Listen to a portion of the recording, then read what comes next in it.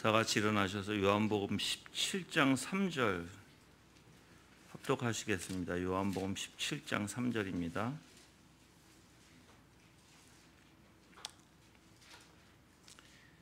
요한복음 17장 3절 다 같이 합독하시겠습니다. 영생은 이것이니 곧 유일한 참 하나님이신 아버지를 아는 것과 아버지께서 보내신 예수 그리스도를 아는 것입니다. 아멘.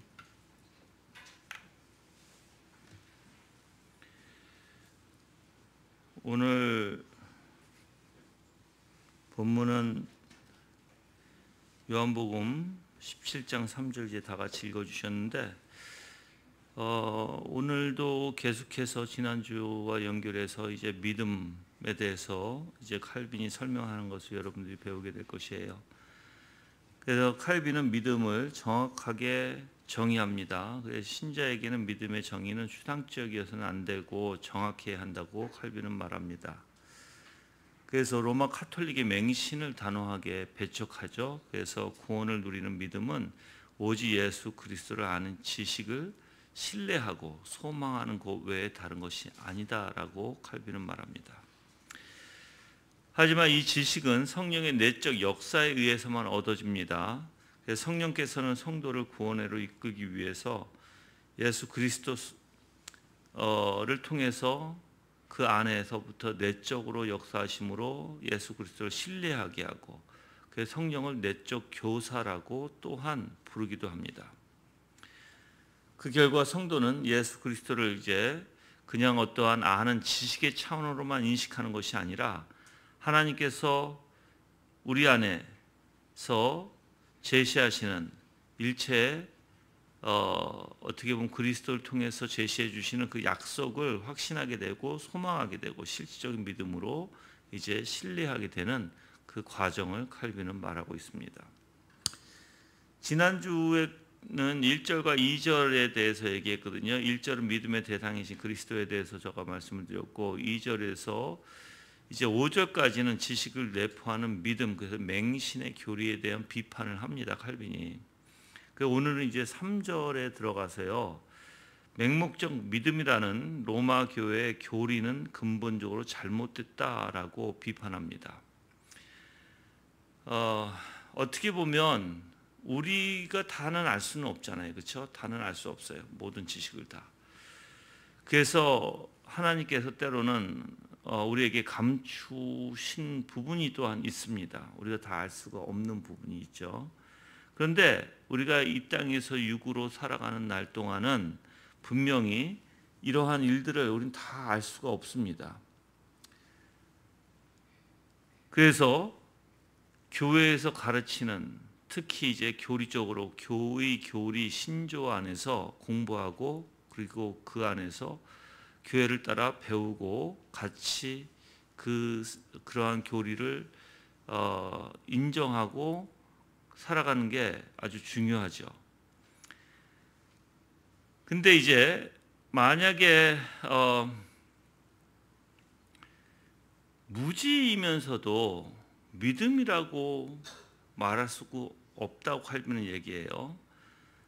무지는 사실 맹신을 낳을 수밖에 없습니다. 그래서 칼빈은 계속해서 우리가 예수 그리스도 안에서 그 하나님을 알아가는 지식, 그 예수 그리스도 아는 지식과 하나님을 알아가는 지식에 자라가라고 얘기하죠. 성경에선. 그래서 믿음은 하나님과 그리스도에 대한 지식에 근거하는 것이고 교회에 제가 이제 이 칼빈이 지금 3절에서 얘기하는 교회는 교황주의를 얘기하는 거예요. 교황이 말하면 그것을 진짜같이 받아들이고 거기에 맹목적인 신학을 하는 것을 칼빈은 적극적으로 반대합니다. 그래서 교회를 떠받드는 것을 근거하지 않다라고 칼빈은 얘기하는데 이러한 맹목성으로 어떤 종류의 그들이 어떤 종류에 빠져서 있는 그래서 어떻게 보면은 그냥 맹신하는 그래서 교회 이름을 내세워서 무식한 자들에게 무분별하게도 하나님의 말씀이라고 가르치고 그게 그러니까 하나님의 말씀을 어떻게 보면 대조해 보지도 않고 비교해 보지도 않고 맹목적으로 믿어가는 그러한 것을 칼빈은 굉장히 질책하고 있습니다. 그래서 우리가 어떻게 보면 물론 교회에서 참된 진리를 가르치는 게 중요하죠. 근데 교회도 또한 하나님의 말씀에 근거한 말씀을 전해야 되고 하나님의 말씀에 따라 참된 진리를 전하는 교회가 되어야 되지, 만약에 교회가 진리와 반대되는 그냥 교황의 옛날같이 카톨릭의 그 무모한 그러한 교황의 말 한마디에 맹신해서 쫓아가는 것은 아니라는 것이죠. 이러한 경솔한 무분별이 다름 아닌 파멸의 위기로 몰고 가는 것임에도 불구하고 그 무지한 자들은 핑계대고 교회가 가진 믿음이라고 하면 무조건 맹신하는 그러한 이치에 있다라고 칼빈은 얘기해요. 그래서 교회가 이거는 가진 믿음이야, 교회가 가르치는 거야, 교회가 말했어라고 하면 무조건 맹신하는, 무엇이든 자기 자신에게 받아들이는 원리라는 것입니다. 그러니까 우리는 성경에 비춰서 봐야 되는데 이때는 문맹이 많았잖아요, 그렇죠? 글씨를 모르는 사람들이 많았어요. 그래서 무조건 카톨릭의 교황이 말하는 원리라면 또 교회가 성도들한테 요구하는 거라면 무조건 들었다는 것입니다. 그래서 그들은 오류를 진리로 받아들였고요, 어두움을 빛으로 받아들였고 무지를 올바른 지식으로 착각해서 받아들였다는 것입니다.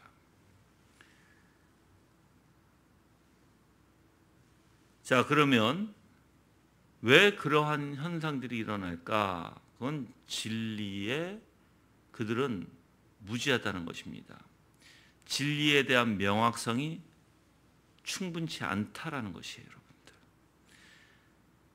그 무지 가운데 있는 사람들 속에 과연 내 믿음이 참된가 하고 질문하지 않고 그냥 무조건 받아들인다는 거예요. 그럼 여러분들도 마찬가지처럼 여러분이 가지고 있는 믿음이 참된가? 그래서 믿음의 본질에 대해서 나중에 칼빈이 구체적으로 얘기해요. 믿음에 대한 본질을 우리가 올바로 알아야 되고, 또 믿음의 본질이 잘못되면 그것을 무조건 이게 믿음이라고 판단할 수 없다는 것이죠.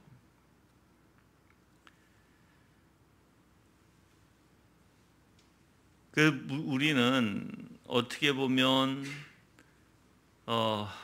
모르는 것이 있으면 오늘날에는 진리를, 말씀을 통해서 진리를 알고 배우고 공부하고 그리고 우리가 살펴야 됨에도 불구하고 그때 당시에는 그러지 못했다는 것입니다.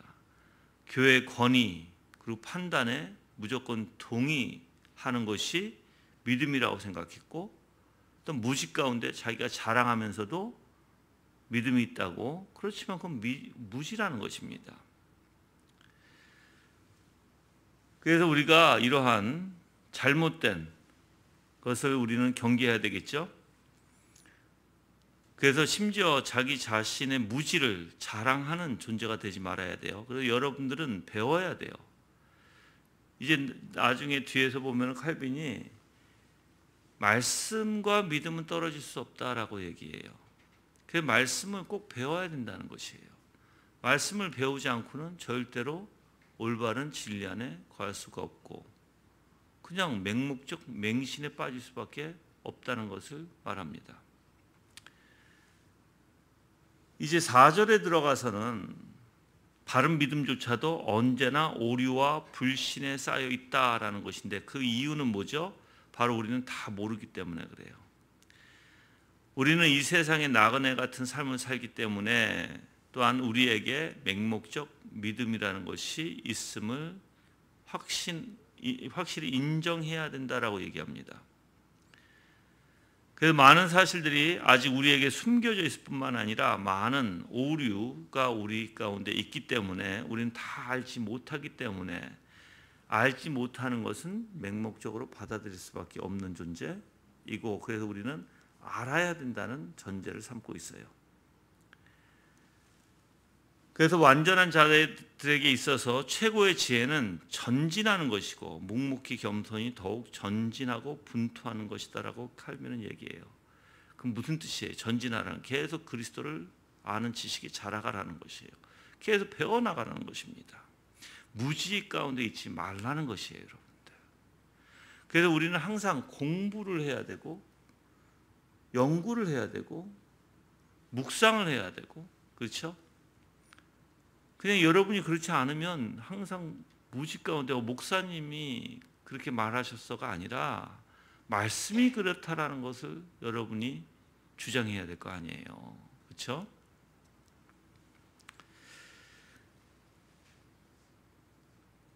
그래서 바울도 이제 어떤 문제가 서로 견해가 다르면 말씀에서 찾아서 말씀을 계시를 받을 것을 기다리라고 해요. 빌립보서 3장 15절인데 그러므로 누구든지 우리의 온전히 이룬 자들은 이렇게 생각할지니 만일 어떤 일이 이래 너희가 달리 생각하면 하나님이 이것도 너희에게 나타내시리라 라고 얘기해. 나타내시리라. 그러니까 뭐해라? 기다려라. 하나님 분명히 주실 거야. 알게 하실 거야. 즉 아는 데에 초점을 두고 있다는 거예요. 그래서 믿음은 모르면 믿음이 될 수 없다. 맹신에 되는 것이지. 근데 우리는 이런 말 많이 듣잖아요. 무조건 믿어, 이렇게. 아니야. 무조건 믿는 게 아니라 알고 믿어야지, 알고. 그래서 우리는 이 세상에서 죽을 때까지 우리는 다 알 수 없어요. 다 알 수 없어요. 그래서 성경에서 우리는 또한 읽을 때 난해 구절들이 있죠. 그것도 알 수가 없어요, 난해 구절들은. 그래서 하나님께서는 각 사람의 분량대로 다 알게 하셨고, 또한 아무리 훌륭한 교사일지라도 자기가 다 아는 것이 아니기 때문에 기꺼이 배우려는 태도를 갖는 것이 마땅하다고 칼빈은 얘기합니다. 그 제자들이 이제 완전한 깨달음에 이르지 못했을 때 그들은 이러한 맹목적 신앙의 뚜렷한 본보기로 주목될 수도 있다라고 얘기하는데, 어떻게 보면 우리가 성경에서 그 제자들을 보면 제자들은 많은 걸 몰랐어요. 그렇죠? 예수 그리스도와 같이 있을 때. 나중에 이제 성령께서 이제 오순절을 통해서 성령께서 내려오시고 그들이 이제 많이 일깨워 주시고, 그리고 그 예수 그리스도께서 하신 말씀이 무엇인지 이제 성령께서 그들을 일깨워 나가시는 그런 역사가 이제 있기에 그들이 깨달았던 것이지, 예수 그리스도와 같이 있을 때는 깨닫지 못했어요. 그래서 어떻게 보면은 어떤 때는 우리가 주님의 말씀을 듣긴 듣지만 그 뜻이 무엇인지 진짜 내 삶에 적용돼서 알려지지가 않을 때가 있습니다. 그래서 이제 칼빈은 누굴 이제 얘기를 하냐면, 부활에 대해서 예수님께서 계속해서 제자들에게도 얘기하셨잖아요. 자, 그럼 막달라 마리아, 야고보의 어머니 마리아, 그리고 살로메에게도 분명히 전했어요, 그 부활에 대해서. 그런데 그들이 어떻게 보면 이제 무덤으로 갔어요. 그렇죠? 이제 안식일 지나고 나서 아침 일찍 그 예수님의 몸에 향유를 바르기 위해서 그들은 갔어요. 부활을 생각하지도 못하고 갔어요. 근데 부활은 가르쳐 줬어요. 그렇지만 그들이 믿음이 없었을까요? 그렇지가 않다라는 거예요. 그들이 언제 확실히 깨달았을까요? 예수 그리스도의 부활에 대해서. 예수님이 부활하시고 그들에게 나타나셨을 때예요.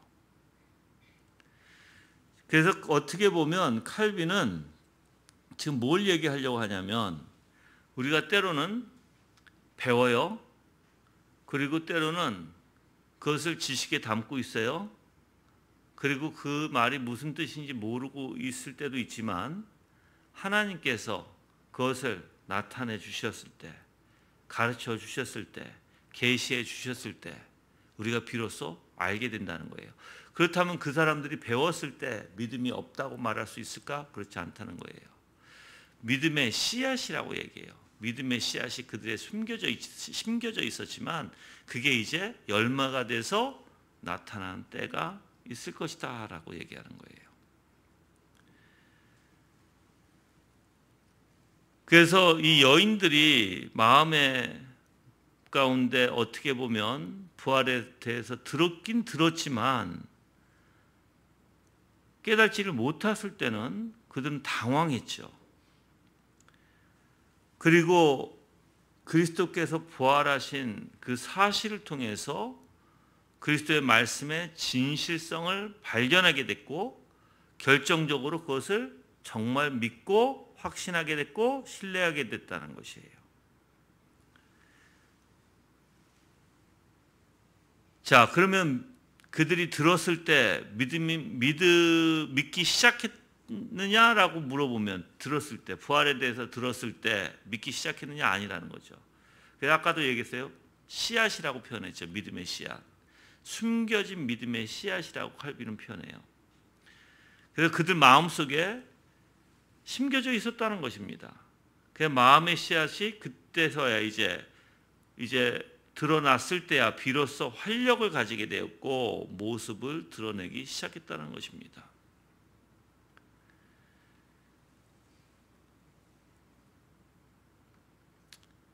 자, 예수님께서 가르쳐 주셨을 때는 몰랐죠? 부활을 들었지만, 그렇죠? 그게 이제 진실을 배웠지만 그들이 정말 부활의 사건이 자기네들에게 실질적으로 경험하기 전까지는 어떻게 됐어요? 믿음의 씨앗만 가지고 있었죠. 그걸 이제 맹목적 믿음을 갖고 있었다라고 칼빈은 얘기해요. 모르면 실질적으로 우리의 삶에 나타나지 않으면 경험되어지지 않으면 뭐다? 아무리 듣고 지식만 가지고 있어도 맹목적 믿음에 불과하다라는 거예요.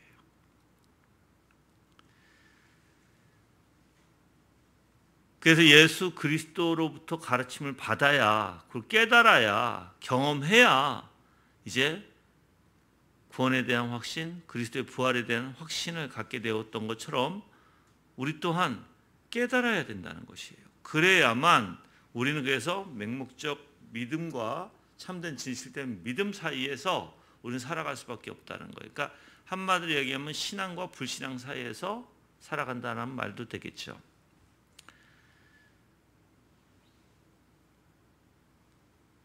그래서 마침내 이제 그들이 예수 그리스도의 부활을 통해서 이제 어떻게 합니까?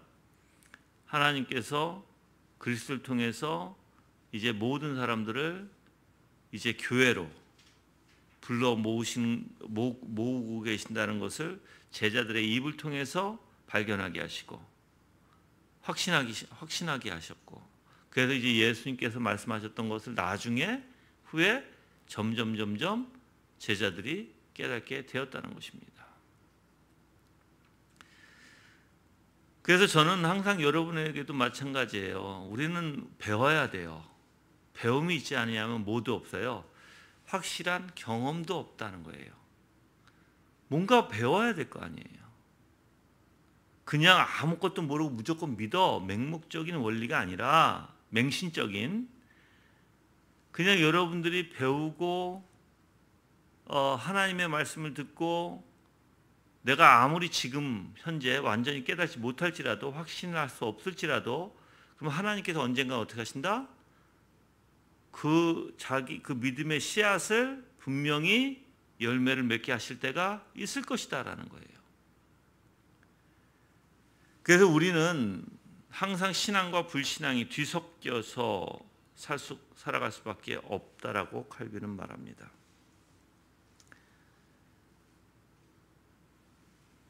이제 5절에 들어가면 이제 믿음의 필수적 선행 조건으로서의 맹목적 신앙 이렇게 돼 있어요. 그래서 아직 우리가 엄밀히 말해서 신앙의 준비 단계에 불과한 그런 믿음을 맹목적이라고 부른다는 거예요. 이제 칼빈이 확실히 너가 확신할 수는 없어. 근데 듣고 배웠어. 경험으로 아직까지 옮겨지지는 않았어. 요 부분을 칼빈은 맹목적인 단어를 통해서 부르고 있다는 거예요. 이해하시죠? 네. 그래서 이 많은 사람이 복음의 교훈을 통해서 듣긴 들어요. 근데 감화받지는 못해요. 그냥 단지 기적으로 인한 정의감에 사로잡혀서 그리스도를 약속된 메시아 정도로는 믿었다라고 칼빈은 얘기해요. 자, 그러면 그들이 정말 예수 그리스도 앞에 무릎 꿇고 주님이라고 부르기 전까지는, 그렇죠? 그냥 사람들이 얘기하니까 복음에 대해서, 그렇죠? 근데 들어요? 그런가 보다. 근데 예수님께서 자꾸만 기적을 같은 것을 일으켜요. 그래서 예수님에 대한 경이로움은 가져요. 그래서 기적을 일으키고 많은 일을 행하니까 그냥 약속된 메시아라는 것은 인정하지만 뭐가 없어요. 여기에는 아직까지 그걸 경험적으로 깨닫지를 못한 것이죠.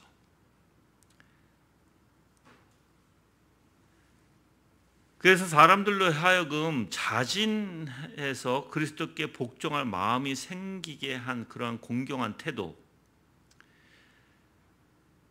그것을 사실 신앙이라고 불려진다 그렇게 얘기해요. 다시 한번 얘기해요. 자진해서 그리스도께 복종할 마음이 생기게 하는, 그래서 공경한 태도를 갖는 그리스도 앞에, 그게 바로 신앙이라는 고상한 말로 불려진다. 이게 단지 믿음의 시작에 불과하였다라고 얘기해요. 그래서 누구를 얘기하냐면, 한번 우리 요한복음 가볼까요? 4장. 요한복음 4장 46절에서 50절까지 읽을게요. 왕의 신하 있죠? 왕의 신하에 대한 내용이에요. 예수께서 다시 갈릴리 가나에 오시니 그곳은 그분께서 물을 포도주로 만드신 곳이었다. 왕의 한 신하가 있었는데 그 아들이 가버나움에서 병들어 있었다. 이 사람이 예수께서 유대에서 갈릴리로 오셨다는 것을 듣고 그분께 가서 내려오셔서 자기 아들을 고쳐달라고 요청하였으니 이는 그의 아들이 거의 죽게 되었기 때문이다. 그러자 예수께서 그에게 말씀하셨다. 너희들은 표적들과 놀라운 일들을 보지 않고는 결코 믿지 않을 것이다. 그 신하가 예수께 말하기를 주님, 제 아이가 죽기 전에 내려와 주소서 하니 예수께서 그에게 말씀하시기를 가라. 내 아들이 살 것이다 라고 하자 그 사람이 예수께서 하신 말씀을 믿고 갔다. 그가 내려가는 길에 그의 종들이 그를 만나 그의 아이가 살았다고 말하였다. 그가 그들에게 자기 아들이 낳은 때를 물었더니 그들이 그에게 말하였다. 어제 7시에 열이 떨어졌습니다. 그 아버지가 그 시각이 예수께서 자기에게 내 아들이 살 것이다 라고 말씀하신 그때임을 알고 그 자신과 그의 온 집안이 믿었다. 이것은 예수께서 유대에서 갈릴리로 오신 후에 행하신 두 번째 표적이다. 여기서는 믿었다라는 단어가 두 번 나오죠.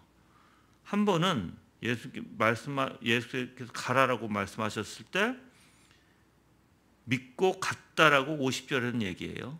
그렇죠? 그런데 또 53절에 보면 그 시각이 예수께서 자기에게 내 아들이 살 것이다 라고 말씀하신 그때임을 알고 그 자신과 그 온 집안이 믿었다라는 단어를 또 써요. 똑같이 여기서 어떤 의미를 갖냐면 아까도 앞에서 얘기했듯이 단지 약속된 메시아로만 믿었던 그 사고에서 그래서 날 거니까 가. 그렇지만 그 마음에 어떤 게 있어요? 순종은 했어요. 순종은 해서 어떻게 보면 그가 복종할 마음이 있었죠. 그리고 공경하는 태도가 있었죠. 그래서 그걸 신앙이라고 부르는 거예요. 그 신하에게 신앙이 있었다라고 불리는 거예요. 근데 그건 단지 믿음의 시작에 불과했다는 것이죠. 진짜 이제 이 믿음이 경험적으로 진짜 확실하게 드러났을 때가 언제예요? 바로 53절이에요. 그 자신과 그의 온 집안이 믿었다. 왜요? 경험적으로, 실질적으로 그 사건이 일어났으니까.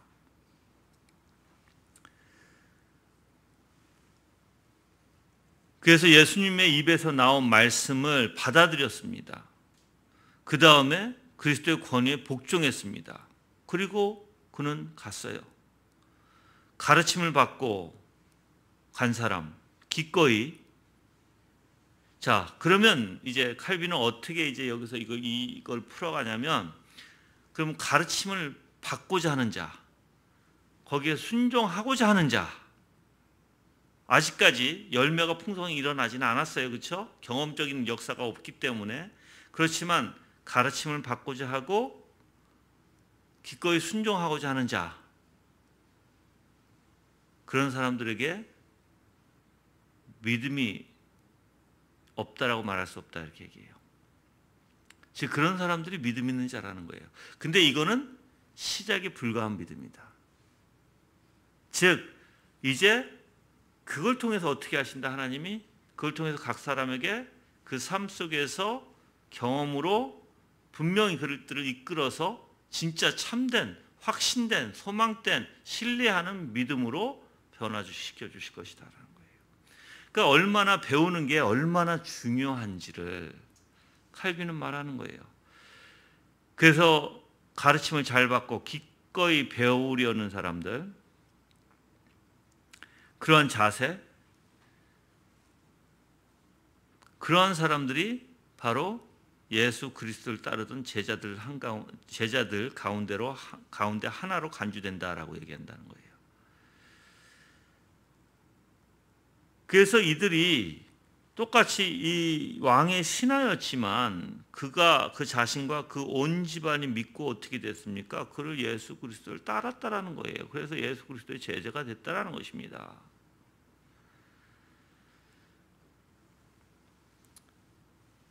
뿐만 아니라 비슷한 신뢰가 있는데 그것은 사마리아 여인이에요.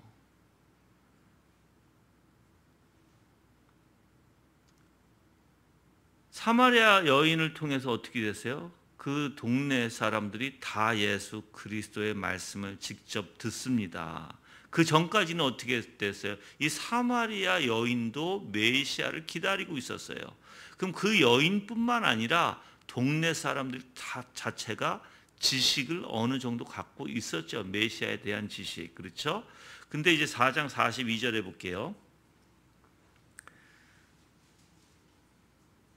자, 그들이 그 여자에게 말하기를 이제 우리가 믿는 것은 당신 말 때문이 아니라 우리가 직접 듣고 이분이 참으로 세상의 구주이심을 알았기 때문이다 라고 얘기하죠. 이제 지식이 어떻게 됐다는 거예요. 예수 그리스도의 말씀을 듣고 이들이 그 지식이 참이다라는 것을 경험적으로 이제 깨닫게 되는 부분이에요, 여러분들.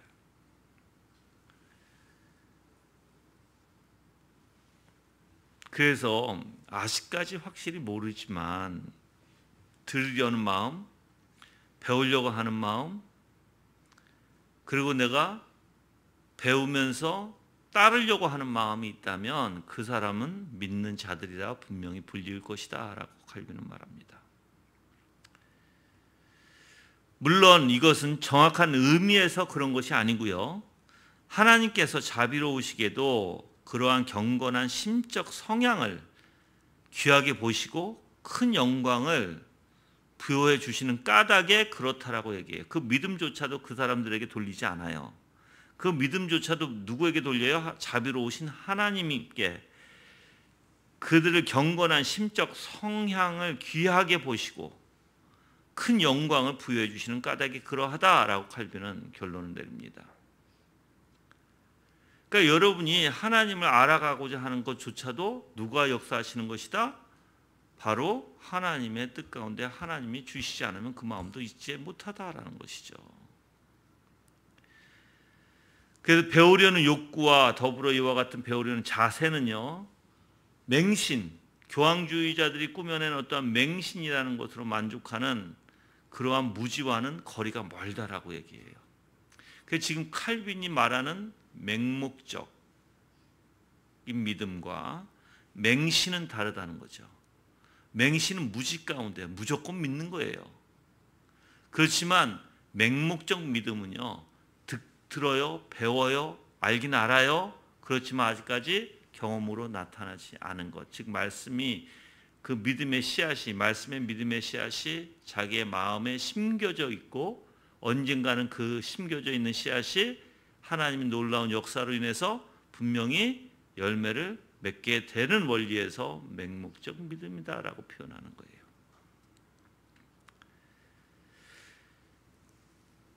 그 바울은 항상 배우나 마침내 진리의 지식에 이룰 수 없는 사람들을 엄히 책망했죠. 이게 디모데후서 3장 7절에 나온 말씀이에요. 항상 배우나 마침내 진리의 지식에 이룰 수 없는 사람들. 자, 배우면 뭐가 있어야 돼요? 아까도 얘기했어요. 배웠어요. 그럼 맹목적 믿음이 있죠. 그게 어떻게 돼야 된다고? 경험으로 인해서 열매로 확실히 확신으로 드러나야 된다는 거예요. 그 여러분들이 만약에 무지해, 배우려고 하지 않아, 들으려고 하지 않아, 공부하려고 듣지도 않아, 그러면 여러분들은 고의적으로 그 무지를 즐기는 사람들이고 큰 수치를 반드시 당할 것이다라고 칼빈이 얘기합니다. 그 배워야 된다는 거예요.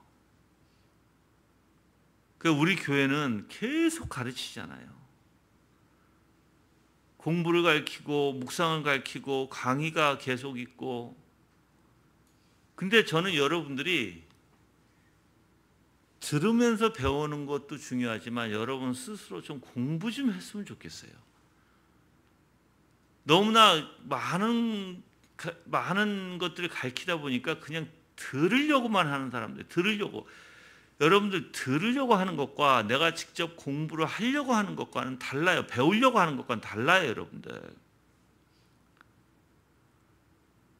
그럼 여러분들이 배우려고 공부를 해야죠. 근데 그런 마음도 없어. 뭐라고 그랬어요, 아까? 항상 배우나 마침내 진리의 지식에 이룰 수 없는 자들이 돼요. 배우긴 배워요. 근데 진리의 지식에 이룰 수 없어요. 그 사람들은 하나님의 심판을 받을 수밖에 없고 큰 수치를 당할 수밖에 없고 무지를 고의적으로 즐기는 자들이라는 거예요, 여러분들. 그래서는 안 되겠죠. 책도 읽고 공부도 하고 연구도 하고 묵상도 하고 강의도 듣고 설교도 듣고 그래야 돼요. 예배 참석해서 두루두루 다. 그냥 마냥 여러분들이, 그래서 이제 중요한 건 이거예요. 배우는데 그냥 두리뭉실 아는 거하고 무엇인가 뚜렷이 아는 거하고 또 차이가 있죠. 저는 여러분들에게 뚜렷이 무엇인가 아는 것을 추구하라고 분명히 가르칩니다. 그럼 뚜렷이 안다는 것은 무엇인가 구체적으로 지식적으로 안다는 거예요. 이제 그런 사람들은 하나님께서 이제 그 믿음의 열매를 언제든지 그들의 삶에 피실 수가 있겠죠.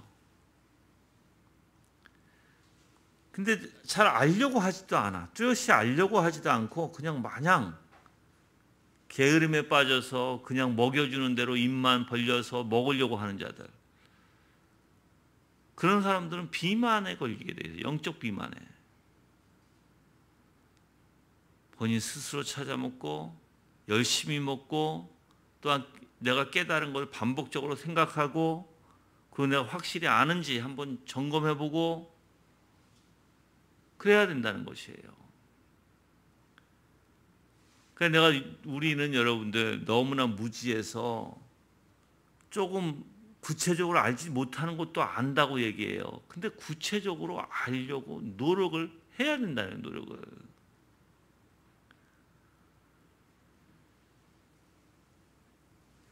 그럼 구체적으로 알려고 하려면 당연히 공부하지 않으면 안 돼요, 여러분들. 당연히. 그리고 목사님한테 다른 거 전화하지 말고 목사한테 공부하면서 모르는 거 있으면 목사들한테 전화하세요. 전화해서 그냥 엉뚱한 소리 하지 말고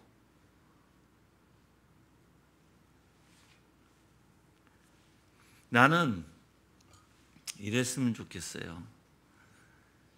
여러분이 성경 말씀을 읽다가 공부하다가 모르는 것을 목사님 요한복음 5장 몇 절에 주석에 이렇게 나와 있는데 이 뜻이 잘 이해가 안 갑니다 하고 그런 전화를 받았으면 좋겠어.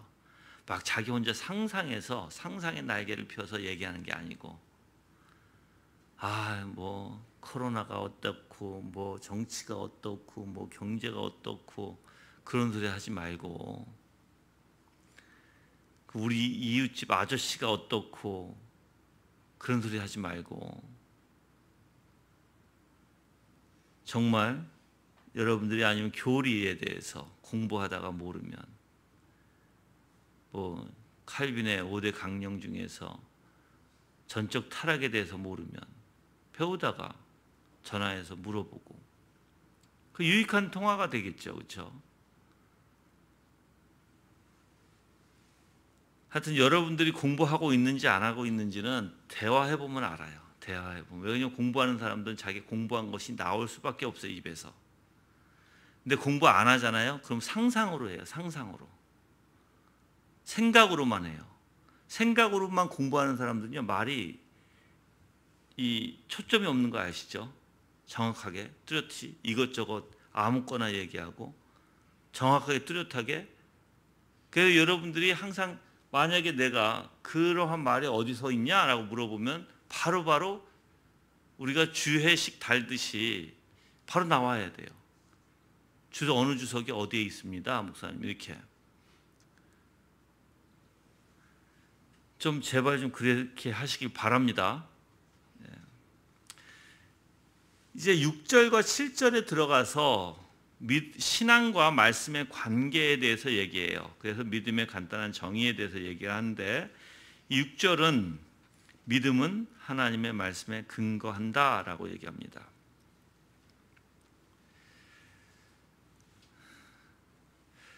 자, 우리가 만약에 하나님께서 우리에게 계시해 주시고 제시해 주시는 대로 복음이 무엇인지 깨닫게 된다면 우리가 그리스도를 어떻게 할까요?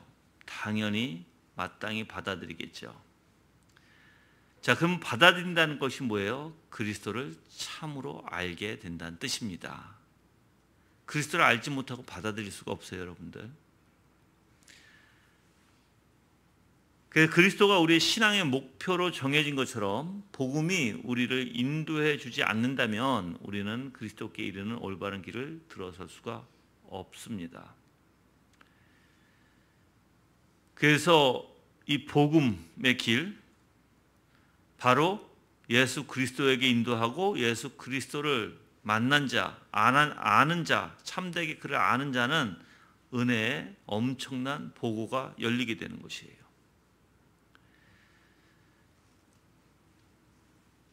만약에 이러한 하나님의 은혜가 닫혀 있다면, 그래서 여러분들이 그 엄청난 하나님의 은혜의 보고를 이제 여러분이 보지 못한다면, 깨닫지 못한다면 어떻게 될까요? 그리스도는 우리에게 아무런 유익이 될 수가 없어요. 그래서 제가 여러분들에게 예수 그리스도를 그냥 아는, 지식에만 있는 거, 지식이 아는 것이 그냥 지식에만 머무는 게 아니에요. 정말 그분을 깨닫게 되는 원리를 얘기하는 거예요. 여러분들 깨닫는 원리가 아세요? 깨닫는 원리? 지식에서 그냥 지식만 있는 게 아니라 아 예수님이 이러셔 하고 그냥 있는 것이 아니라 그게 정말 깨달아지는. 예를 들어서 여러분들이 내가 최대한 좀 말로 표현해 볼게요. 내가 그리스도의 사랑에 대해서 알잖아요. 십자가의 대속에 대해서 배우고 십자가의 대속이 얼마나 하나님의 아버지의 사랑을 그리스도를 통해서 우리에게 나타내 주시는지를 내가 이제 배웠다면, 그래서 예수님께서 이 땅에 행하신 모든 것이 아버지의 사랑에 근거한 것이라면, 그래서 내가 정말 예수 그리스도의 십자가의 사랑, 예수님께서 이 땅에 오셔서 하신 모든 게 사랑에 근거한 것이라는 걸 내가 지식에만 있는 게 아니라 실질적으로 이제 깨달았다면, 그래서 그 열매가 맺힌다면 어떻게 될까요? 내 마음이 굉장히 뿌듯해질 것이고 감사가 넘칠 것이고 내 마음이 사랑이라는 게 실질적으로 가득 차게 될 것이에요. 그래서 그 사랑이 내 삶 속에 이제 열매를 맺는 원리가 될 거예요. 그 아버지를, 예수 그리스도를 생각할 때마다, 또 성령의 역사를 생각할 때마다 아버지의 사랑이 느껴지게 되고요. 그 느껴지는 사랑이 그대로 내가 이웃에게도 그대로 전가가 될 거예요. 그러니까 이렇게 전파가 될 거예요. 깨달음이라는 것은 그냥 지식으로만 있는 게 아니에요, 여러분들. 그래서 기네스코라는 단어와 야다라는 단어가 있는 거예요. 정말 깨달은 것, 정말 아는 것, 이제 실질적으로 확신으로 내가 경험해서 내가 아는 것을 뜻하는 것입니다. 그래서 정말 여러분들이 그런 그리스도를 이제 알고 배우고 정말 그 은혜가 넘쳐서 여러분이 깨달았다면 어떻게 될까요? 놀라운 이 보고가, 은혜 보고가 열리게 되는 것이고, 만약에 그 보고가 닫혀서 그리스도의 아름다운 영광을 보지 못한다면 여러분들에게는 어떠한 유익도 없을 것이라는 거예요. 그래서 자 이제 볼게요.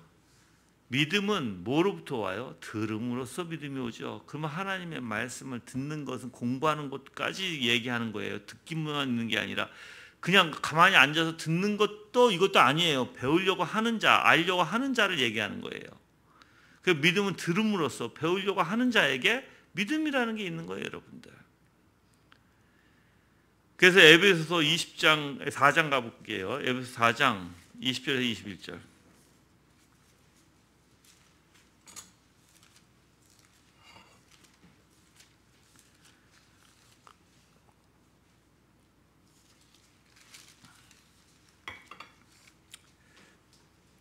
(20절) 21절. 그러나 너희는 그리스도를 이와 같이 배우지 않았다. 너희는 참으로 진리가 예수님 안에 있는 것 같이 그분에 대해 듣고 또한 그 안에서 가르침을 받았으니 라고 얘기하죠.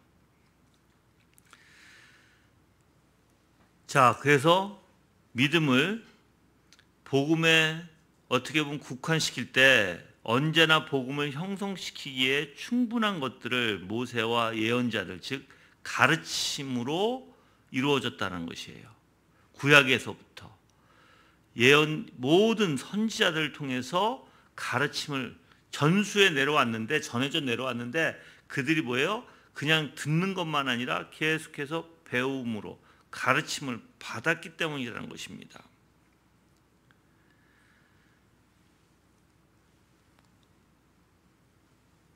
그래서 우리가 이 복음에 예수 그리스도께서 계시되어 나타나고 그 복음을 믿음의 교훈이라고도 바울은 불렀다는 것이에요. 디모데전서 4장 6절에. 그래서 바울은 이제 물론 로마서 10장 4절에는 이제 믿음이 옴으로써 율법이 폐해졌다고 얘기하죠. 그래서 즉 믿음이 온 이후로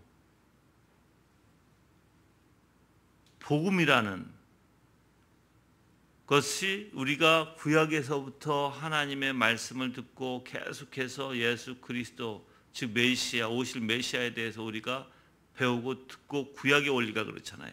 그리고 그들은 그걸 소망했고 오실 메시아를. 근데 믿음이 왔을 때는 어떻게 됐어요? 율법의 완성으로 폐해지게 되죠. 그 예수 그리스도가 복음의 완성이에요, 이제 여러분들.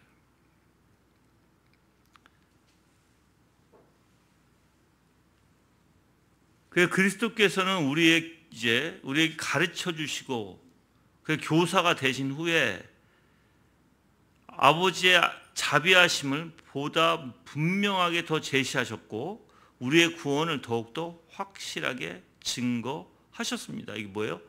가르침을 통해서. 가르침이 있지 않으면 절대로 아버지의 자비하심에 대해서 우리가 모를 것이고 구원에 대한 확실한 증거 또한 모를 것이에요, 여러분들. 그 믿음과 말씀 사이에는 분명히 영속적 관계가 있다는 것입니다. 그 절대로 믿음을 말씀에서 분리시킬 수 없음을 얘기합니다. 태양에서 빛을 분리시킬 수 없듯이.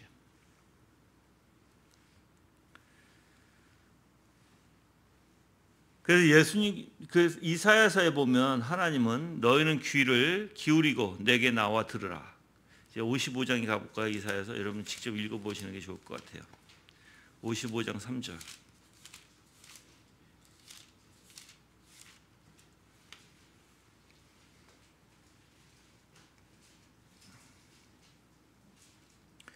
너희는 귀를 기울이고 내게 나와 들어라. 그리하면 너의 영혼이 살 것이다. 내가 너희와 영원한 언약을 맺을 것이니 곧 다윗에게 약속한 나의 신실한 사랑이다. 여기서 들으라라는 단어 있죠. 이 들으라라는 단어가 믿는다라는 뜻으로 이해돼요. 믿는다. 그럼 믿는다는 또 뭐하고 연결되어 있다 그랬죠? 배운다, 가르친다. 그래서 이 들으라는 것이 그냥 귀로만 듣는 게 아니라 배우고 듣고 깨달아라라는 뜻이죠. 그래서 믿어라. 자, 그리고 또한 요한복음 20장에 이렇게 얘기해요. 요한이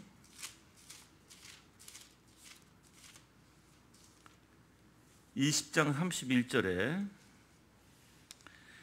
오직 이것들을 기록하는 것은 너희들이 예수께서 그리스도이시며 하나님의 아들이심을 믿게 하려는 것이고 또 너희로 믿고 그분의 이름을 힘입어 생명을 얻게 하려는 것이다 라고 얘기하죠. 즉 말씀을 통해서 믿음의 근원을 제시하죠.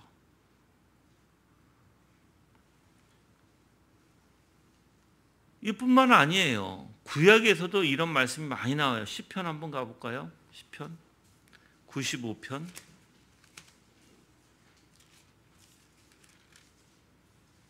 7절.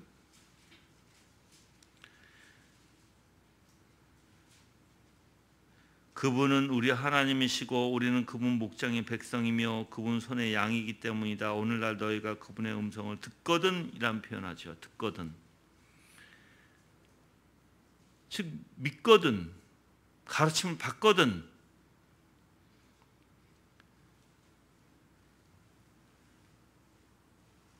그래서 하나님께서는 분명히 듣게 하시는 자들이 있다는 거예요. 듣게 하시는 자들. 세상 사람들은 여러분들 듣지를 않아요. 배우려고 하질 않아요. 관심이 없어요.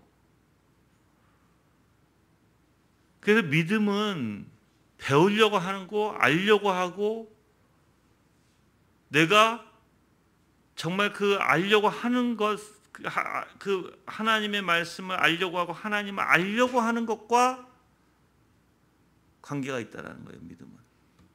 네. 이사야서 가볼게요. 54장 13절 말씀.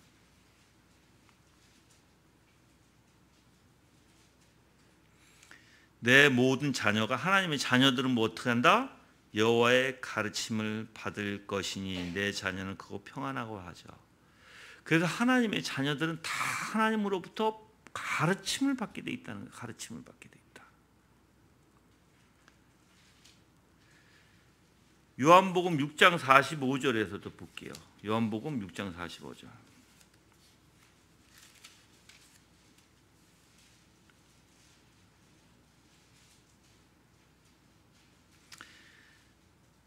자, 선지자들의 글에 또 그들 모두가 하나님께 가르침을 받을 것이다. 아까 그 얘기한 거예요. 이사야서 얘기한 내용이에요. 라고 기록되었으니 아버지께 듣고 배운 자는 다 내게로 온다 그랬어요, 여러분들.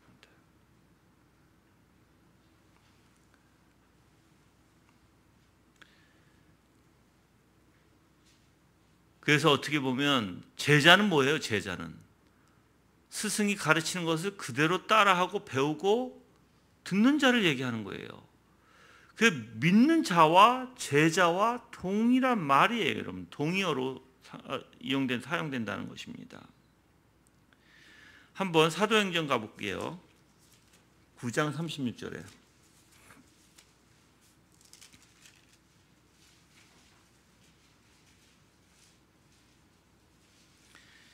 9장 36절에 욥바에 다비다라고 하는 어떤 여제자가 있었는데 그 이름을 번역하면 도르가이다.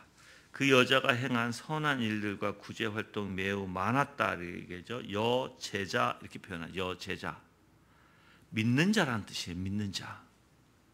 믿음이 있는 자.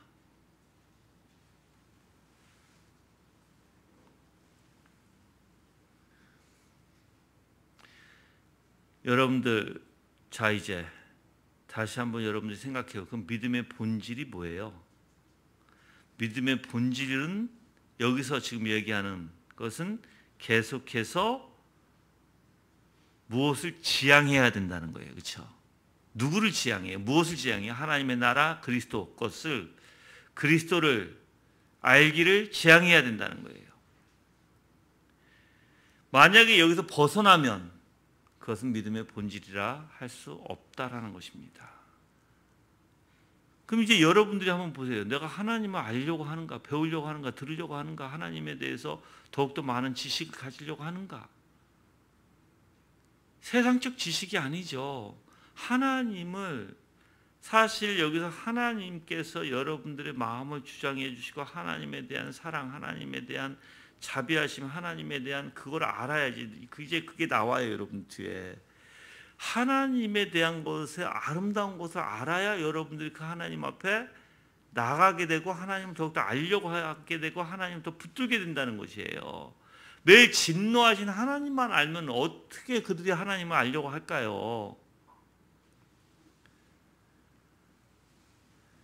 그래서 어떤 사람들은 깊이 생각하지 않는, 그냥 깊이 생각하지 않고 쉽게 믿는 믿음? 그것은 오류에 빠질 수가 많다라는 거예요. 그 심적 오류가 된다 이렇게 표현해요. 칼빈은.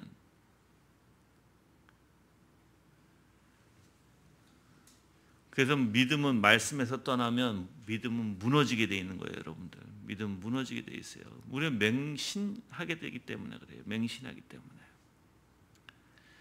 그 말씀이 없이는 믿음이 존재하지도 않습니다. 믿음을 낳을 수 있는 하나님의 말씀을 뿌리는 일에 인간적 사역이 그래서 필요한 것이에요.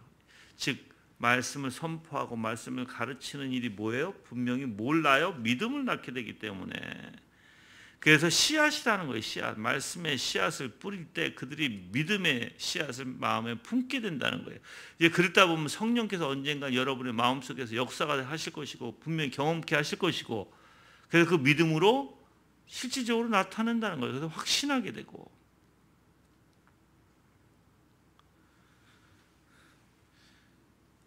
믿음은요, 분명히 하나님을 바라보게 합니다. 믿음은.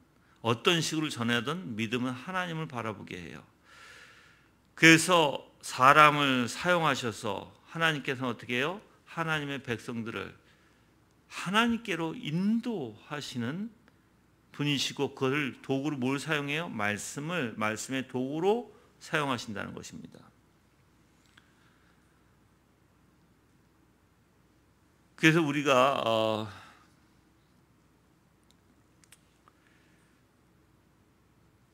또한 이러한 말씀을 이제 듣고 배우는 가운데 아까도 얘기했지만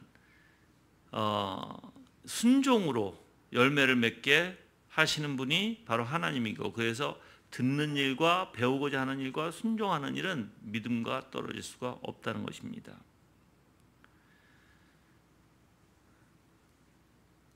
이 믿음을 이해함에 있어서 하나님의 존재라는 것을 우리는 알아야 되겠죠. 그렇죠? 하나님이 어떠한 존재이신 분인지를 알아야 되고, 또한 하나님의 뜻이 무엇인지도 알아야 해요.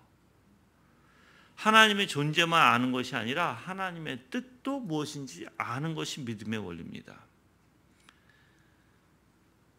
원래 하나님께서는 우리에게 내가 여호와 하나님이다라는 걸 계속 가르쳐 주셨죠. 구약에서 보면 무슨 뜻이에요? 하나님을 우리에게 나타내 주시기를, 우리에게 가르쳐 주시기를 기뻐하시는 하나님이시죠. 그래서 우리는 하나님의 존재뿐만 아니라 하나님의 뜻까지 아는 것이 하나님께서 기뻐하시는 일이라는 것입니다.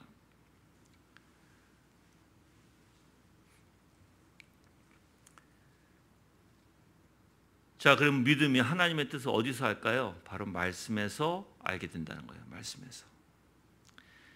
이런 말씀의 지식이 없다면 하나님의 진실성 우리는 확신할 수 없겠죠. 그래서 하나님의 진실에 대한, 또 하나님의 확실성에 대한 것은 말씀에서 나오는 건데, 이상하게 말씀을 의심하게 되고 내 마음에 믿을까 말까 하는 것이 있으면 어떻게 되죠? 그래서 마음이 갈등한 가운데 있는 한 말씀은 의심스럽고 권위가 결여되고 공허할 뿐이다라고 얘기해요. 그러면 마음의 갈등이 없어야 되겠죠. 진실함의 확실성에 근거를 둬야 함에도 불구하고 내가 마음에 갈등이 있어서 의심을 하게 돼요. 하나님이 어떤 분이신지, 하나님의 뜻이 어떤지. 그러면 헛된 것이 되고 만다는 거예요. 공허한 것이 되고 만다. 그래서 하나님께로부터 나오는 모든 것, 이 말씀이 진리라는 것을 확신해야 되고, 하나님은 신뢰할 만한 분이시고 하나님 절대 속이거나 거짓말 하실 수 없는 분인 것을 어떻게 한다? 확신해야 한다는 거예요. 확신해야 한다. 내가 여러분에게도 지난번에 얘기했잖아요. 우리가 어떠한 것에 대한 확신이 있지 아니하면 우리는 매번 흔들릴 거예요. 매번.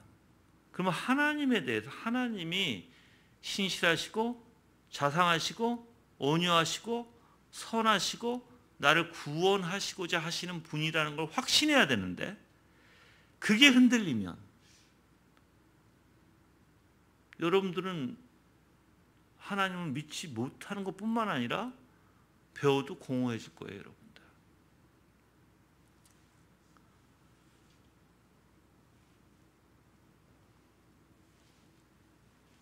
그래서 저는 여러분들이 하나님이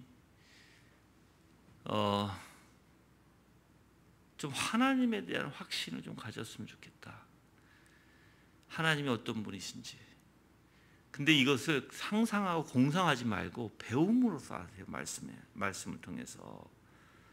그게 교회에서 가르쳐지잖아요.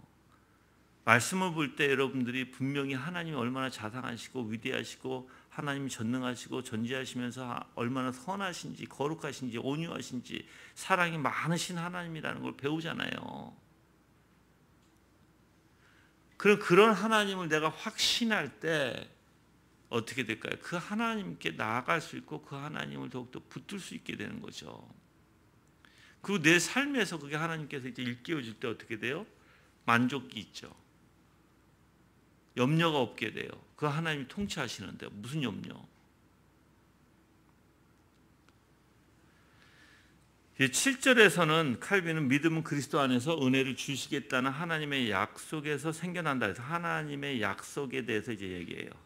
은혜를 주시겠다는 하나님의 약속. 그러니까 하나님의 말씀이 모두 인간의 마음속에 믿음을 일으키는 것은 아니에요. 그렇죠? 자, 그러면 우리가 어떤 말씀을 의존하는지 좀 살펴봐야 된다는 것입니다. 하나님께서 아담에게 하신 말씀은 정령 죽으리라 라고 말씀하셨어요. 그리고 하나님께서 가인에게 하신 말씀은 내 아우의 핏소리가 땅에서부터 내게 호소하느니라 라고 얘기하셨어요. 그렇죠? 자, 근데 이런 말씀들은 들으면 믿음을 세워줄까요? 우리 마음속에 믿음을 일으켜줄까요? 아니에요. 이 자체로는 흔들리게 할 뿐이다라고 칼빈은 얘기해요. 믿음을 흔들리게 할 뿐이다. 왜? 정령 죽으리라 무서운 하나님, 내 아우의 핏소리가 땅에서부터 내게 호소하느니라. 그러면 보복하신 하나님. 그러니까 오히려 믿음이 흔들린다는 거예요. 흔들린다는 거. 그래서 우리는 믿음이 언제 무엇을 어떻게 말하는지 간에 항상 하나님의 참되심을 우리가 보지 못한다면 그런 믿음이 흔들릴 수밖에 없다는 거예요. 믿음이 언제 무엇을 어떻게 말을 하던 간에 항상 참되신 하나님을 보증해야 된다라는 거예요. 그 믿음이 기대고 의존해야 되는데 만약에 여러분들이 믿음이 흔들리면 의존하지 못하겠죠. 기대할 수도 없겠죠. 그래서 칼빈은 이렇게 얘기해요. 우리의 양심이 진노와 징벌만을 보게 된다면, 하나님의 진노와 징벌만을 보게 된다면 어찌 떨며 두려워하지 않을 수 있겠는가? 또는 양심이 두려워하는 그 하나님을 피하지 않을 수 있겠는가? 그 믿음은 하나님을 찾고 피하지 않는 것이 마땅한 일이라는 거예요. 믿음은 하나님을 embrace, 끼어안는 원리지, 내가 믿음은 하나님을 밀쳐내는 원리가 아니라는 거예요. 절대. 그렇죠?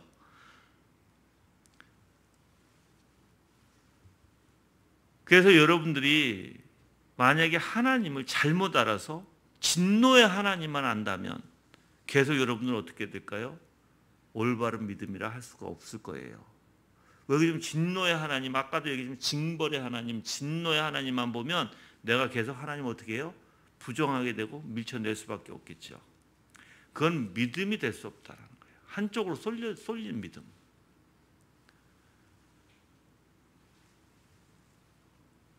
그래서 하나님의 은혜로우심이나 자비하심으로 이제 여러분들이 그렇게 진노와 징벌을 하나님의 은혜로우심, 자비하심으로 대처시킨다면 어떻겠는가 하고 칼빈은 질문해요. 자, 그러면 확실히 우리는 믿음의 본질에 더 가까이 접근하게 될 것이다 라고 얘기합니다. 왜요? 믿음의 본질은 주님을 어떻게 해요? 알려고 하고 배우려고 하고 끌어안으려고 하고 가까이 하려고 하고, 그 믿음의 본질인데,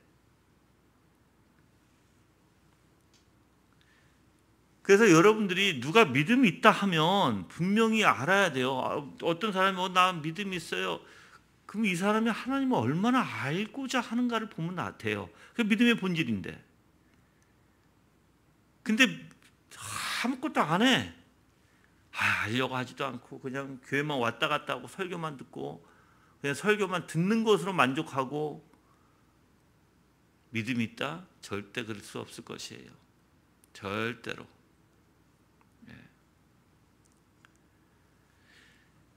그래서 이 믿음이 본질에 더 가깝게 될 때는 하나님을 구하는 일에 마음이 끌리게 되고요.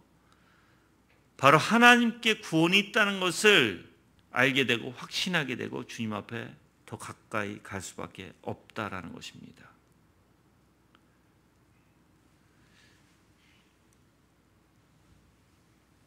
그리고 하나님이 얼마나 자비로우신 분인가 우리에게 증언하실 때 바로 우리는 그 은혜의 약속을 보게 되고요. 그 은혜의 약속을 바라보는 것이 우리에게 꼭 필요하다라고 칼빈이 얘기해요. 그래서 칼빈은 이렇게 얘기합니다. 우리는 그 외에 다른 방법으로는 하나님께 나갈 수가 없고 인간의 마음은 오직 은혜만을 의지할 수 있기 때문이다라고 얘기해요. 자, 그럼 다시 한번 얘기할게요. 여러분들이 근데 하나님의 진노와 형벌도 알아야죠. 그렇지만 그쪽으로만 치우쳐서는 하나님께 나갈 수가 없다는 거예요. 그것만 가지고는 믿음이라고 표현할 수 없다는 것이에요. 자, 그러면 그것도 알아야 되지만 뭘 더 알아야 된다는 거예요?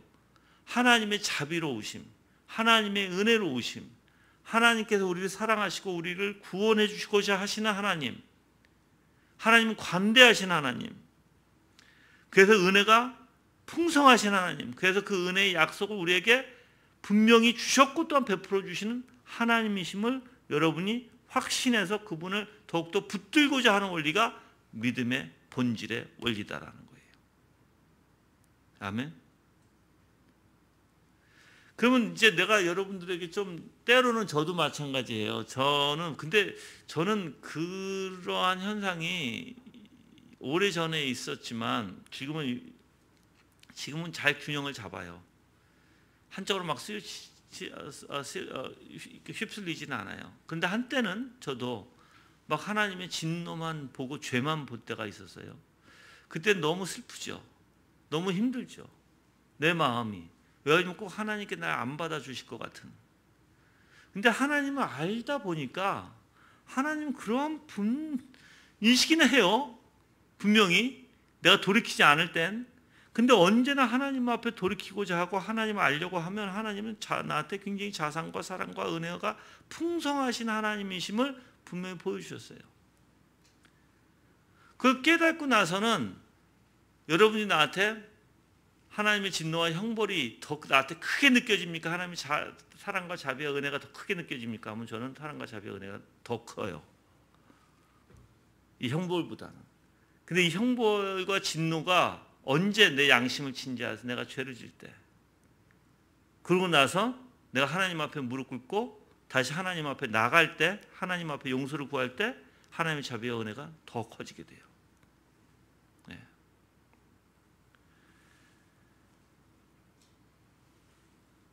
그래서 시편에서는 이러한 자비, 진리란 두 요소를 가지고 이야기를 해요. 하나님께서는 자비로우시잖아요, 그렇죠? 자비로우신다면 무슨 뜻이에요? 하나님의 백성을 하나님께서 이끄신다는 거예요, 자기에게로.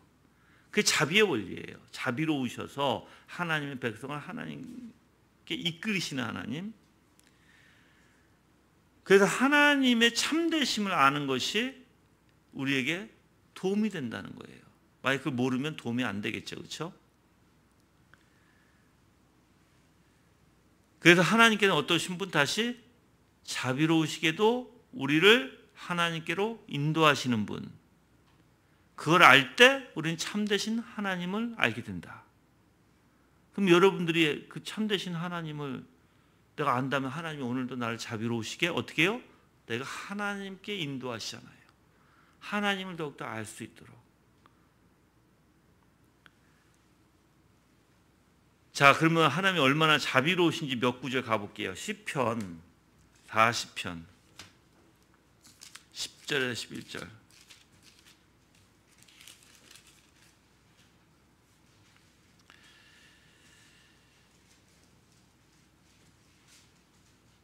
(40편) 10절과 11절이에요. 내가 주님의 공의를 내 마음속에 감춰두지 않고 주님의 신실하심과 구원을 말하였으니 주님의 인애와 진리를 많은 회중 가운데 숨기지 않았습니다. 주 여호와시여, 주님의 긍휼을 내게서 거두지 마시고 주님의 인애와 진리로 항상 나를 지키소서 했죠. 여기서 뭐예요? 공의. 10절에 내가 주님의 공의를 내 마음속에 감춰두지 않고 뭐 했어요? 주님의 신실하심과 구원을 말했다는 거예요. 신실하심과 구원. 근데 주님의 인애와 진리, 이게 자비의 원리예요.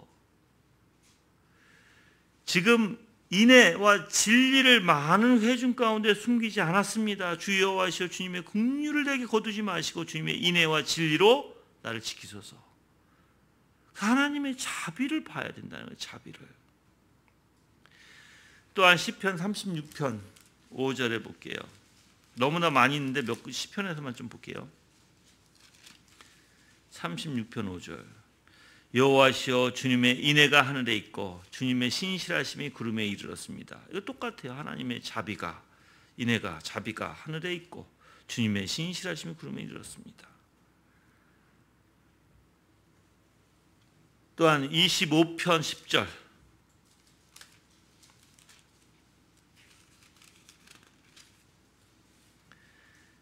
여호와의 언약과 증거를 지키는 사람에게 그분의 모든 길은 뭐예요? 인애와 진리입니다. 그랬어요. 언약과 증거를 지키는 그분의 모든 길은 인애와 진리다. 하나님이 얼마나 자비로우신지. 117편이에요. 시편 117편 2절.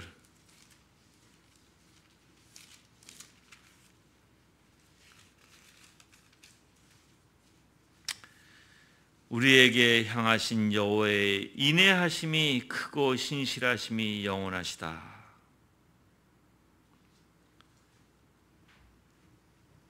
여호와의 인애하심이 크고 신실하심이 영원하시다. 그리고 마지막 한 구절 더 가볼게요. 138편 2절 말씀. 내가 주님의 성전을 향하여 경배하며 주님의 인애와 진실로 인하여 주님의 이름에 감사할 것이니 주께서 주님의 이름과 주님의 말씀을 만물 위에 높이셨기 때문입니다. 여기서도 주님의 성전을 향해서 경배하는데 주님의 인애와 진실로 인하여 주님의 이름에 감사할 것이다 라고 얘기했어요. 그러니까 하나님은 어떤 분이시세요? 자비로우신 분이세요. 자비로우신 분. 진실되신 분, 신실하신 분. 그래서 여러분들이 하나님이 어떤 분이신지 의심하거나 모호하게 되지 않도록 여러분 자신의 말씀을 통해서 묵상하고 또 하나님께서 그러한 하나님 자비와 긍휼과 이렇게 인애가 많으시고 신실하신 하나님이심을 나에게 증거하소서라고 여러분들이 계속 기도해야 되는 거예요. 그게 우리의 소망이고 그게 우리가 주님을 붙들 수 있는 원리예요. 하나님은요, 여러분들 우리에게 매우 호의적이에요. 사랑과 자비와 긍휼로 우리에게 정말 호의적이에요. 그런 하나님을 여러분이 아셔야 된다는 거예요. 그거를 모호하게 하지 말라는 거예요. 확신하라는 거예요. 확신하지 못하면 구하세요. 주실 겁니다. 하나님은. 왜? 그런 분이시니까. 그래서 우리에게 예수 그리스도를 이 땅에 보내주셨고 예수 그리스도께서 하나님의 사랑에 대한 유일한 보증이시라는 것을 나타내 주셨어요. 그래서 예수 그리스도, 여러분이 생각해 보시면 예수 그리스도께서 십자가에 죽으실 때 하나님이 뭘 보여주신 거예요? 진노와 하나님의 형벌을 보여주신 거잖아요. 이미 예수 그리스도 안에서 하나님께서 다 베푸셨어요.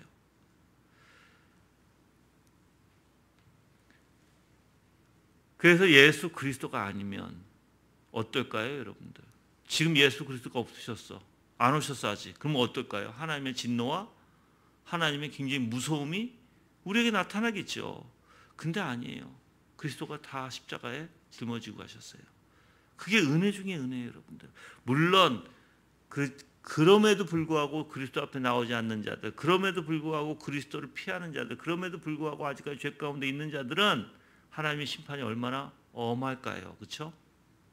네.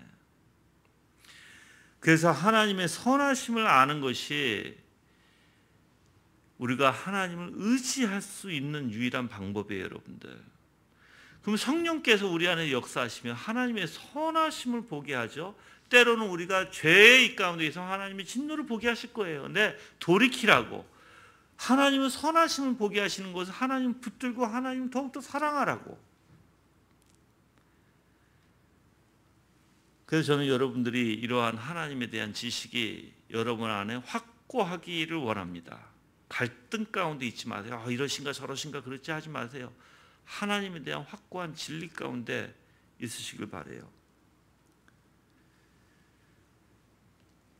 여러분들, 그래서 우리가 왜 말씀 묵상을 하고 더욱더 주님 앞에 가까이 나가야 되냐면, 우리는 너무 쉽게 눈이 멀게 되고요, 너무 쉽게 어둠에 빠지는 존재이기 때문에 그래요. 그렇기 때문에 우리는 때로는 하나님의 뜻을 알지도 못해요. 그래서 우리가 망설임 없이 흔들림이 없이 확고하게 더욱더 주님을 의지하고 붙들려고 해야 되고, 주님이 어떤 분이신지를 확실히 더 알아가야 된다는 것입니다. 그래서 우리가 하나님을 이 말씀을 통해서 확실히 믿을 수 있으려면 우리의 정신은 다른 방법으로 조명되고 우리의 마음은 강화돼야 된다 그랬어요. 그래서 바로 이 믿음이란 우리를 향한 하나님의 자비를 확고하고도 확실하게 아는 것이라고 표현했어요. 그런 조명이 우리에게 와야 된다. 그런 확신이 우리에게 와야 된다. 바로 하나님을 믿으려면. 그래서 여러분들이 성령께서 이제 우리를 붙들어 주시고 우리를 예수 그리스도에게 인도하시고 하나님이 어떤 분이신지를 깨닫게 하신다면 분명히 하나님께서 주시는 예수 그리스도 안에서 주시는 값없이 주시는 약속, 그 신실함이 얼마나 귀한지 알게 되고요. 그리고 이제 성령께서 그 약속을 우리 안에 인치심으로 여러분들이 깨닫게 되고 확신되어질 때 정말 하나님 어떤 분이신지를 알게 될 거예요. 자, 이제 정리를 할게요, 여러분들. 여러분들이 자, 믿음이란 본질은 뭐예요? 주님을 향해 나가는 거예요. 주님을 붙드는 거예요. 왜? 그분이 좋으신 분이니까. 그분이 자비로우신 분이니까. 긍휼하신 분이니까. 긍휼을 베푸신 분이니까. 근데 여러분들이 그런 분을 인지하지 못해. 그런 분을 확신하지 못해. 그래서 매우 흔들려. 그럼 공허해질 수밖에 없을 거라는 거예요. 하나님을 두려워하는 것은 하나님 앞에 가까이 가지 못하게 합니다. 내 때로는 두려움도 필요해요. 죄 때문에. 그래서 죄로부터 돌이키게끔 두려움이 필요한 것이지 하나님 앞에 가까이 나가는 것은 은혜와 자비와 긍휼과 사랑의 하나님을 여러분 보셔야 된다는 것입니다. 물론 여러분들 무조건 맹목적으로 하나님을 사랑해하고 자기 위주로 자기의 기준된 자기를 위로하고자 위주로 그렇게 삼는 것은 안 되겠죠. 정말 하나님을 올바로 알아가야 된다는 거예요. 정말로 여러분들. 그렇게 되기를 정말 간절히 바랍니다. 아멘. 오늘 말씀을 통해서 여러분들이 지금 칼빈이 얘기하는 이 믿음이 무엇인지 다시 한번 생각해 보시고 우리가 얼마나 무지 가운데 어둠 가운데 우리가 정말 믿음이 뭔지도 모르고 살아오지 않았나 한번 돌이켜보는 시간을 갖겠습니다. 다 같이 기도하겠습니다.